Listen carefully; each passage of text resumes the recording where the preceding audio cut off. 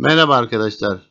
Şimdi 5. Sınıf Matematik Dersi Doğal Sayılarla Zamanı Ölçme-2 testinin 5. sorusunu çözeceğiz. Sorumuz şöyledir.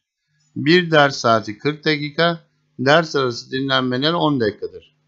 Birinci ders 8:20'de başladığına göre dördüncü dersin bitiminde saat kaçı gösterir? 1, 2, 3, 4. 8:20 başlangıç. 40 artı 10,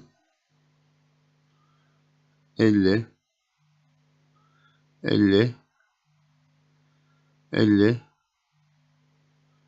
ve 40. 3 çarpı 50 eşittir 150. 1 çarpı 40,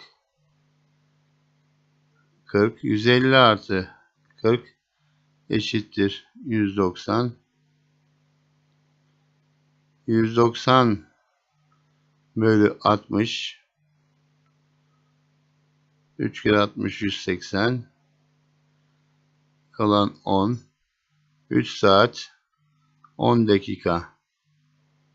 Derslerin ve araların toplamı 3 saat 10 dakikadır.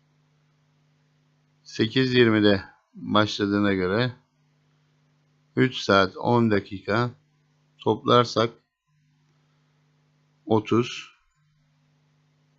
8 3 daha 11. 11:30. Dördüncü saatin bittiği saat 11:30'dur. 11'i 30 geçe. Sorumuzun doğru cevabı A şıkkındaki 11:30'dur. Derslerinizde başarılar dilerim. Lütfen kanalımıza abone olmayı unutmayınız.